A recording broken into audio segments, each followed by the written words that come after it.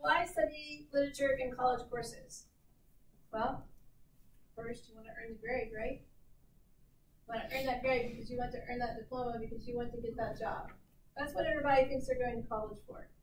Very few people think that they go to college to actually change their mindset. But that's what I would challenge you with in this course. Don't think of college as just the end approach of just getting the degree to just get the job. I want you to think about college as a way to broaden your perspective and a way in which to increase your ability to critically think. Because if you can do that, then you're going to constantly learn throughout your life and you're going to constantly evolve. You're never going to get stuck in a rut. Okay? So why study literature in college courses? Because it helps us think. We study college. We study literature in college because it helps us analyze materials. It helps us to produce essays. We study literature because we want to find the patterns, and we'll talk about those patterns here in a little bit when we discuss the 2 assigned essays for this course.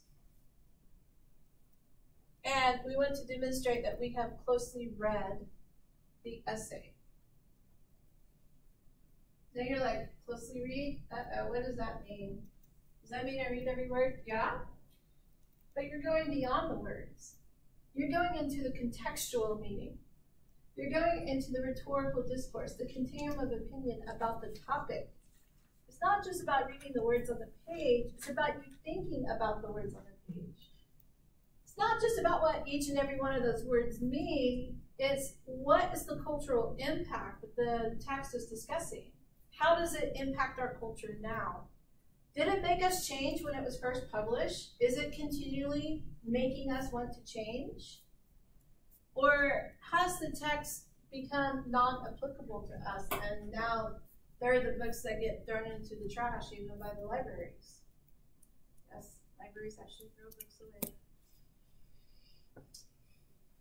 So, writing about literature is good training for other fields because literary analysis often involves taking an interdisciplinary perspective.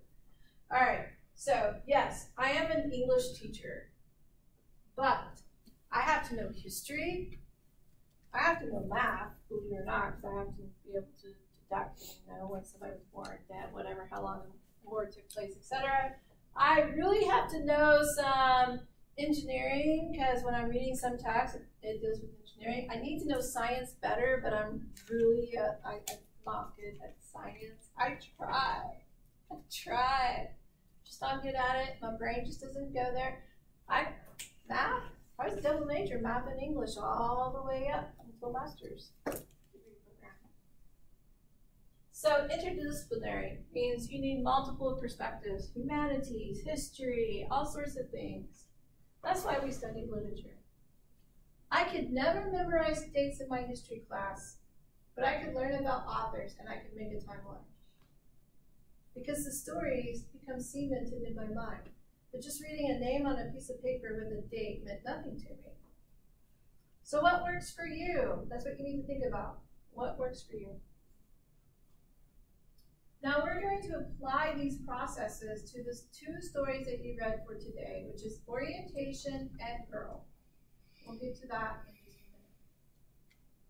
Now there are strategies that we want to take when we're arguing about literature. When you argue, your sole purpose is to persuade somebody toward your claim. Okay? That is the whole purpose. We should be on page 54. You want to persuade an audience towards your claim about an issue. In order to do this, you're going to offer evidence, you're going to show your reasoning, and you're going to make assumptions and employ other kinds of appeals. Those appeals are ethos, pathos, and logos. Ethos, pathos, and logos. You will find this quote on page 54 of your textbook. One of the ways to argue about literature is to identify an issue. Okay. There are many different ways to think about issues, But in terms of literature, you want to think of it as a conflict of some sort. So any good movie, any good TV show, any good music, there's always some sort of conflict that needs to be overcome. That's why the heroic is so important to our society. So an issue could be somebody became sick and they had to figure out how to get well, but in the process, they lost their job, they lost their home, they lost their family. Now, how are they going to find happiness? An issue could be eugenics has gone too far, and now we're making super soldiers for everyday citizens, and the military is taking over the world. I'm exaggerating right now. You know that, right? Okay. So an issue can be anything. Now, an issue has to contain a disagreement.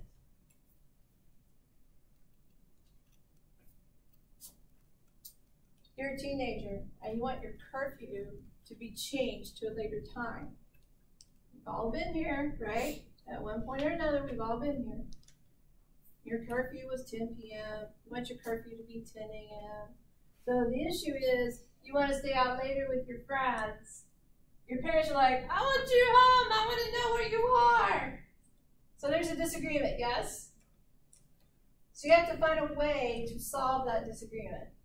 The issue is a curfew time, but it's more than that.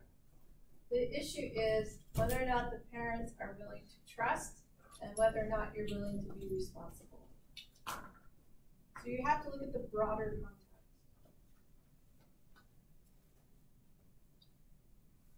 An issue that we are currently discussing right now is artificial intelligence. And you see this all throughout our culture. This is why we have all the alien movies. This is why we have all the robot movies. There's actually an AI that travels the country right now that is very hard to even be able to recognize that it is a robot. It is that realistic.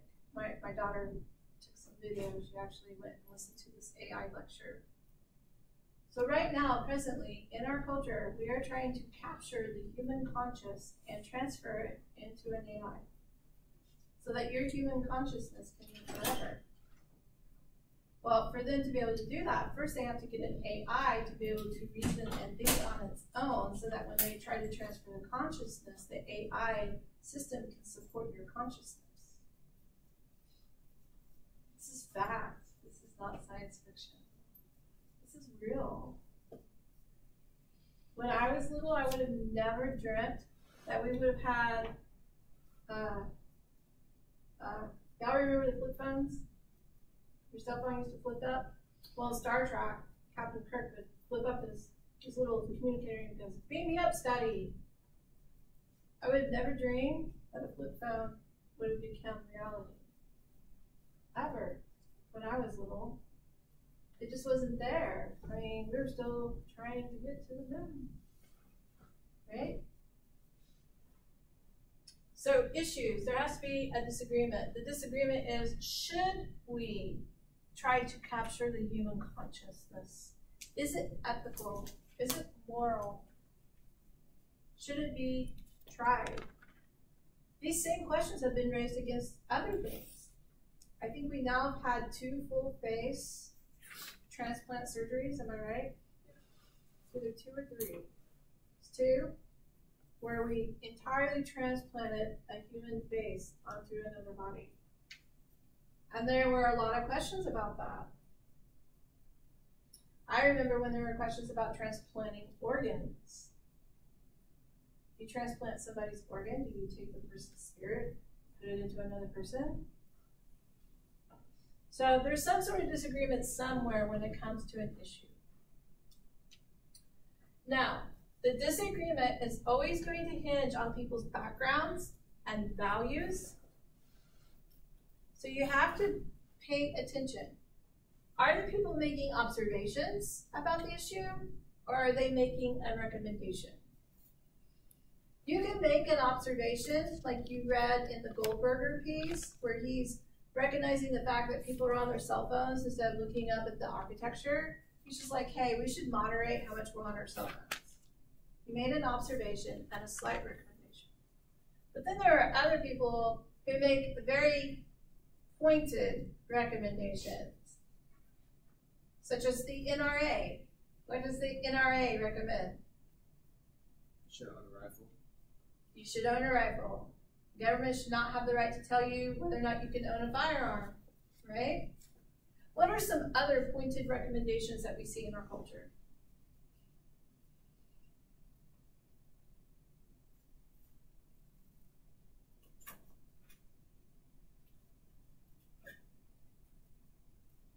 Well, I'll tell you what, from my own community, the deaf community, people used to say deaf people can't work in the real workforce. They need to be in their own little place, in their own little separate colony. There's no way that they can work in a regular working place. Is that true? No joke. My husband works for Whirlpool Corporation. If you are deaf in certain areas of the plant, you cannot work. Cannot work. Even more real, I cannot work at a movie house, a restaurant, a drive-through, Starbucks, any place that uses an earpiece. How many places use earpieces now? Have you thought about it? Almost every place. You walk into Microsoft store, they got the little earbuds in. You walk into Apple, they got the little earbuds in. You walk into a nice clothing store, they got the little walkie-talkies. Even at Walmart, they pick up the telephone, they go CSM, blah, blah, blah, blah, blah, blah, blah, and that CSM has a little thing in their ear, right? Recommendations. What can people recommend? All right, so we're going to identify an issue. The issues can be a fact, theme, definition, symbolism, pattern, or evaluation. Historical and cultural, genre, social policy, cause and effect. This is after the two short stories that you read for today. Issues of fact. So we used to argue that the earth was flat. Now we say the earth is round, right? So the facts change, but there had to be a strong argument for that. Issues of theme. Theme can be anything from love to death to heartache, whatever it is. Theme can be almost anything. Definition. So in orientation and in girl, they are arguing for a definition. And we'll get to that here in a little bit. Symbolism. You can say that something symbolizes something else. And we do this a lot. So in X-Men, Wolverine symbolizes the actual Wolverine. His metal claws represents the claws. His wacky haircut represents the Wolverine's brown fur and all that. Issues of pattern. So in Martin Luther King's famous speech, what is the same phrase that he says over and over again? I have a dream. And after he says, I have a dream, what does he then say? I'm not asking for precise words. What is it? Just broad context. For equal rights? Yes. I have a dream. Here's the equal right that I want. I have a dream. Here's the equal right that I want. And so he does this over and over. And this issue of pattern becomes like a swaying motion. It's like music, right? Where it has a beat. Martin Luther King was a very skilled orator. An orator is somebody who gives speeches. Okay? He was a pastor. He knew how to manipulate his words in order to get people to listen to what he was saying.